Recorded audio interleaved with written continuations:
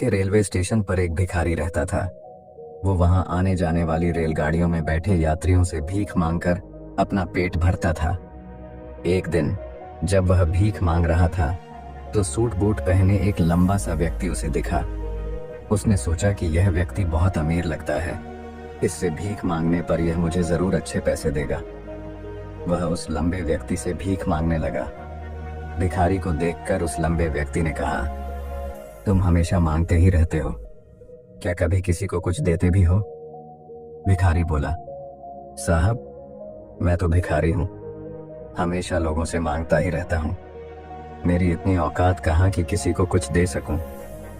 लंबा व्यक्ति बोला, जब किसी को कुछ दे नहीं सकते तो तुम्हें मांगने का भी कोई हक नहीं है। मैं एक व्यापारी हूं और लेन देन में ही विश्वास करता हूं। अगर तुम्हारे पास मुझे कुछ देने को हो तभी मैं तुम्हें बदले में कुछ दे सकता हूं। इतना कहने के बाद वह लंबा आदमी ट्रेन में बैठकर चला गया। इधर भिखारी उसकी कही गई बात के बारे में सोचने लगा। उस लंबे व्यक्ति के द्वारा कही गई बात उस भिखारी के दिल में उतर गई। वह सोचने लगा कि शायद मुझे भीख में अधिक पैसा इसीलिए नहीं मिलता क्योंकि मैं उसके बदले में किसी को कुछ दे नहीं पाता हूँ। लेकिन मैं तो भिखारी हूँ, किसी को कुछ देने लायक भी नहीं हूँ। लेकिन कब तक मैं लोगों को बिना कुछ दिए केवल मांगता ही रहूंगा। बहुत सोचने के बाद उस भिखारी ने निर्णय किया कि जो भी व्यक्ति उसे भीख देगा उसके बदले में वह भी उस व्यक्ति को कुछ जरूर देगा। लेकिन अब उसके दिमाग में यह प्रश्न चल रहा था कि वह खुद भिखारी है तो भीख के बदले में वह दूसरों को क्या दे सकता है। इस बात को सोचते हुए 2 दिन हो गए, लेकिन उसे अपने प्रश्न का कोई उत्तर नहीं मिला था। तीसरे दिन जब वह स्टेशन के पास बैठा हुआ था तभी उसकी नजर कुछ फूलों पर पड़ी जो स्टेशन के आसपास के पौधों पर खिल रहे थे। उसने सोचा, क्यों ना मैं लोगों को भीख के बदले कुछ फूल दे दिया करूं। उसको अपना यह विचार अच्छा लगा और उसने वहां से कुछ फूल तोड़ लिए। अब वह ट्रेन में भीख मांगने पहुंचा। अब जब भी कोई उसे भीख देता तो उसके बदले में वह भीख देने वाले को कुछ फूल दे देता।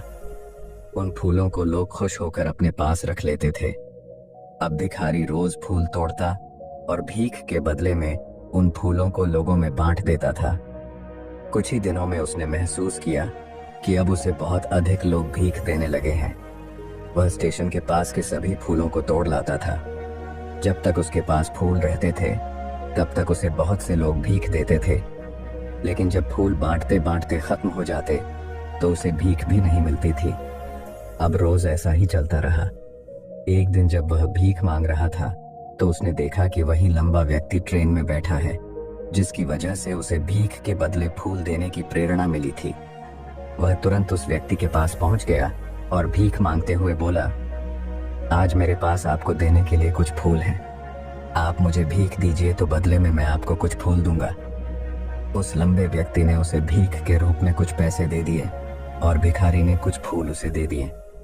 उस लंबे व्यक्ति को यह बात बहुत पसंद आई। वह बोला, वाह क्या बात है, आज तुम भी मेरी तरह एक व्यापारी बन गए हो। इतना कहकर फूल लेकर वह लंबा व्यक्ति अपने स्टेशन पर उतर गया। लेकिन उस लंबे व्यक्ति द्वारा कही गई बात एक बार फिर से उस भिखारी के दिल में उतर गई। वह बार बार उस लंबे व्यक्ति के द्वारा कही गई बात के बारे में सोचने लगा और बहुत खुश होने लगा। उसकी आंखें अब चमकने लगीं। उसे लगने लगा कि अब उसके हाथ सफलता की वह चाबी लग गई है जिसके द्वारा वह अपने जीवन को बदल सकता है।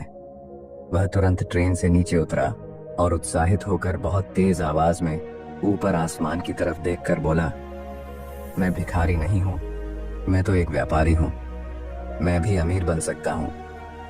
लोगों ने उसे देखा तो सोचा कि शायद यह भिखारी पागल हो गया है और अगले दिन से वह भिखारी उस स्टेशन पर फिर कभी नहीं दिखा।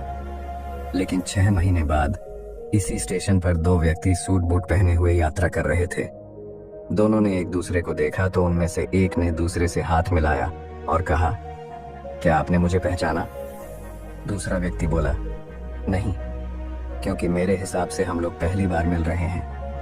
पहला व्यक्ति बोला, नहीं, आप याद कीजिए, हम पहली बार नहीं बल्कि तीसरी बार मिल रहे हैं। दूसरा व्यक्ति बोला, मुझे याद नहीं, वैसे हम पहले 2 बार कब मिले थे?